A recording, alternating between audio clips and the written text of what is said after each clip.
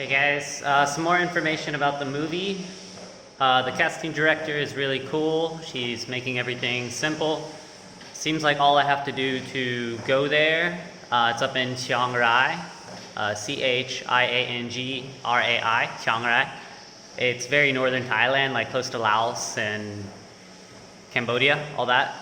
So yeah, it seems like all I have to do to go there is a PCR test, which I've literally never done a COVID test, so I don't know anything about the different methodologies and all that. But the place I'm at now, Phuket, is like really popular for tourism during normal circumstances. So here is basically like the California, New York of like COVID test requirement rules. So I may not even be allowed to come back. And I'm a really like stable kind of person. Like I know I travel a lot and I've been lots of places in the world, but that's with like 10, 20 hours of reading reviews on TripAdvisor, making sure everything is like safe and normal and stable. So I mean, I am adventurous, but not in the sense of like getting on a bus and just going to a different like state or province. I'm like Batman. I need my prep time. I need to do research first. So it seems I can definitely get there with just a pretty simple test. It's not like a giant role. It's not a background character, but it's a non-speaking role. So basically I just stand there like in scuba gear looking like worried about boys in a cave, like. So I mean, it would definitely be fun.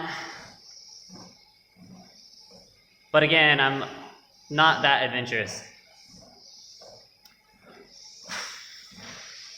But yeah, I'm looking at the city. It's a really small city, which makes me actually feel better because, you know, everything is close and, you know, like really big places kind of stress me out. So yeah, I may or may not do it. It's like not a whole lot of money. It would be like $1,000 for essentially 3 days work. And yeah, I just don't like the idea of like being stuck. Because like in Phuket, where I'm at now, I know a lot of people and I've got like contacts and stuff. Like if I just like lost all my money or passport, I'd call certain people and be like, hey, can I stay with you while I handle all this? But up in Chiang Rai, I don't know anyone at all. So I'm talking to some of my Thai friends and asking if they have any family or friends there. Just, you know, I don't want to be totally alone. Oh God. Under normal circumstances, non-COVID times, I would literally go to the international airport from here, like 35 minutes, fly there, probably an hour, do the roll, and fly back here. That would be so simple. But again, Phuket is like, and the thing is, not only are the rules strict, they're also changing literally every day. And that's definitely magnified by COVID, but that's just kind of an Asian thing in general. I always say, like, I love, like when I was in Beijing for 7 years, I love China, but the thing is about Asia, the rules are always changing, and that's one thing I don't like. So in America, you know what you can do and what you cannot do. It's written down really well and clear. But like in Beijing, sometimes you can park on the street, and sometimes you get like a $300 ticket for doing so.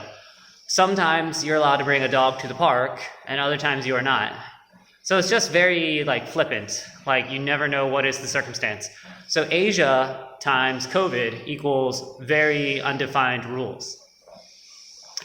And I've got some friends saying, just stay in Phuket, it's like safe, and you know, you're not really that adventurous. And I've got other friends saying, just go for it. So I mean, absolute worst case scenario, I go there and I cannot return to Phuket. I basically get paid to scuba dive for 2 days, get $1,000, get a Netflix show, and then they've got an international airport there. I would just fly back to America, which I haven't been back there in like 2.5 years, and I literally have one niece and one nephew now that I've never seen, and I genuinely do like them a lot, even though I always pretend to be so cold-hearted. My niece and nephew being born actually made my heart beat, so that's nice for me. It made me actually feel some things. So again, that's worst case scenario. Best case scenario, I can just fly back to Phuket and continue staying in my condo doing nothing.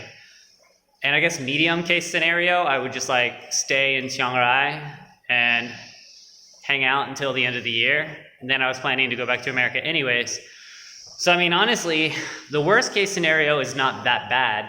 The middle case scenario means I get to stay in a new city for like 3 or 4 months and, you know, see if I like it up there. And the best case scenario means I return here and do nothing. So maybe the best case is the worst case and the worst case is the best case. Anyways, if you guys are actually still listening right now, let me know what you think I should do. See ya.